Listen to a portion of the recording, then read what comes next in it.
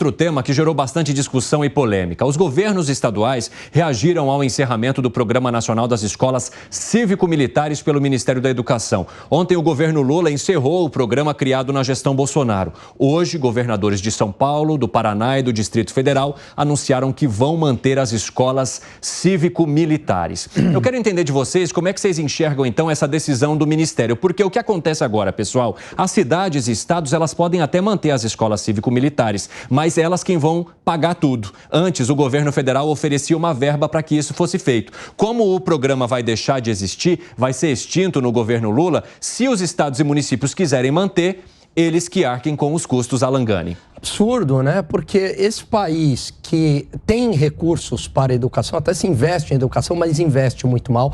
Escolas que funcionam, você está tirando dinheiro de escola, justamente por quê? Por vingança, por picuinha, por questões ideológicas, porque isso foi do Bolsonaro. Isso não é postura de presidente da República, isso não é postura de estadista. Muito pelo contrário, é um absurdo fazer isso, porque afeta a educação. Ô, Segré, você acha que afeta a educação? Porque, segundo o governo federal, o programa induz o desvio de finalidade das atividades das Forças Armadas e, por isso, está sendo finalizado. Não, está sendo finalizado por uma questão estritamente ideológica. Mas a história mostra que não foi o Bolsonaro que criou. Ele trouxe de novo essa questão e deu mais vigor. Mas foi criado em 1990, na década de 90, que foram essas escolas cívico-militares que começaram.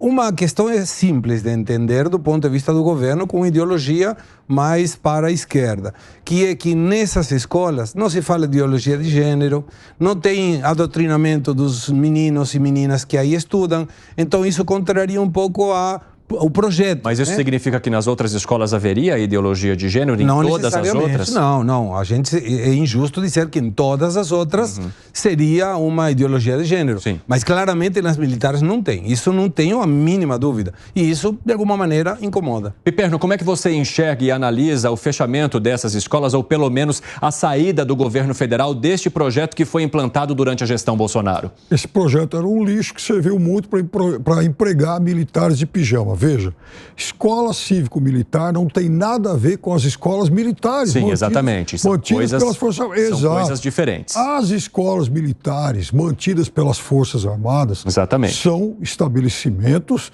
de primeira linha, ótimos estabelecimentos de ensino. Né? As cívico-militares misturam as duas coisas. E havia até ali um debate sobre a valorização demais de militares, a despeito de professores que eram civis, enfim. Exatamente. Então se misturou, se criou esse monstrengo caro. Não eram nem muito, cerca de 200 e poucas pelo país todo, mais caro. 192 mil alunos, Piperno. Exatamente, que é uma mixaria. Então o governo vai simplesmente acaba com esse programa e acaba depois destinando esses recursos para o ensino regular e também, eventualmente, para escolas das Forças Armadas. Mas esse monstrengo ganhou força lá com o Ricardo Vélez, como chama lá, o Weintraub. Isso aí contemplava os olavistas e os militares. E com o ministro Milton Ribeiro, esse modelo também entrou em curto-circuito, porque aí ele introduziu, nesse contexto também, muitos religiosos que incomodavam até mesmo os militares. Ou seja, virou uma mistureba no teu ponto de vista. Era um negócio, era um monstro. São 192 mil alunos e esses alunos eles serão absorvidos pela rede básica ou pela rede regular de ensino, tá, pessoal? O governo sair não é assim, esses 192 mil alunos estão ferrados, vão para onde eles quiserem, as famílias estão sem a educação. Não é bem assim. Se as escolas forem mantidas, eles permanecem. Se os estados definirem que as escolas não serão mantidas e seguirem a orientação do Ministério da Educação agora no governo Lula, esses alunos serão absorvidos por toda a rede de ensino regular. Agora, pegando um gancho aqui no que o Segré falou, o problema, né, da ideologia, a presença da ideologia... E eu quero aproveitar que você está falando de ideologia rapidamente para te questionar, Gani. Por outro lado, ao estabelecer uma escola cívico-militar, você também não está querendo implantar uma ideologia? Depende. Se essa escola cívico-militar começar a defender valores, apenas valores da direita, etc. e tal, com finalidade ideológica, eu vou ser contra. Isso é papel da família, não é papel da escola. Agora, o que a gente vive hoje no país, eu recebo assim toneladas de mensagens, amigos, todo mundo falando o seguinte: pô, meu filho ensinaram isso para ele, falaram que Cuba é um paraíso, falaram que o MST luta por justiça social, falaram que o Bolsonaro é fascista, toda aquela ladainha, aquela conversa que a gente já sabe. Isso está muito presente, não é só em escola pública, não. Em escola particular de ponta em São Paulo. A ideologia, contaminando os jovens desde cedo com ideologia de gênero, com linguagem neutra, com pauta de aborto, com pauta de descriminalização das drogas, com exaltação do MST e por aí vai. Agora eu quero fazer uma pergunta para vocês. Por acaso essas pautas não poderiam ser discutidas na escola? Deveriam. Temas como aborto, temas como descriminalização. O problema é que não é só discutido. Eles não poderiam ser discutidos na droga? O problema não é a discussão. Primeiro, quando você tem uma criança de pouca idade, é muito mais fácil de você permear essa mente com questões que talvez contrariam inclusive a educação familiar. E esse é o problema.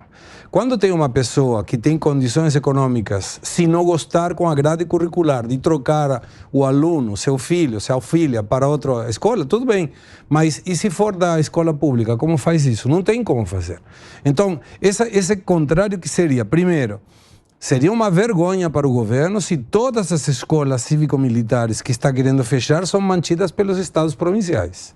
Seria uma vergonha, porque dizendo, você, governo federal, Lula, pode fazer o que quiser. Nós gostamos e vamos manter. Mas alguns estados já estão deixando a ideia de lado também. Não, lógico, porque é custo, tem que prevalecer o recurso. Agora, essa questão do idioma neutro, do inclusivo e tal, você vê que tem uma característica interessante. A palavra camarada, quando eu ouvi no Foro de São Paulo, tantas vezes, camarada, não tem camarada e nem camarado, é camarada.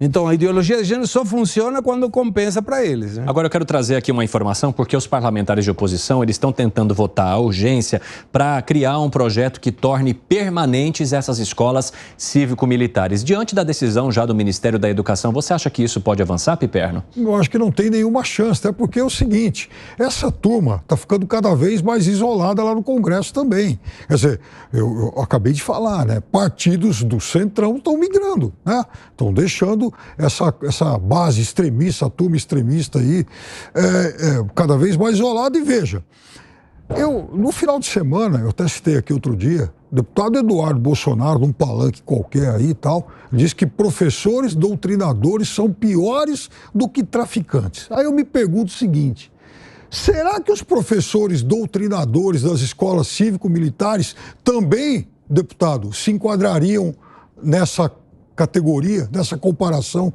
tão infeliz que o senhor fez? Deputado Eduardo Bolsonaro, que inclusive explicou isso na CPMI do 8 de janeiro e disse que a fala dele foi tirada de contexto, que ele não quis dizer que todos os professores são doutrinadores, mas uma crítica àqueles que, segundo a visão dele, levariam doutrina, algum tipo de doutrina aos alunos das escolas no Brasil. Professores doutrinadores, ele não está dizendo todos, mas ele está dizendo professor, mesmo que seja 0,5%, mesmo que tenha um professor doutrinador, esse professor, por mais doutrinador que seja, ele é pior que um traficante.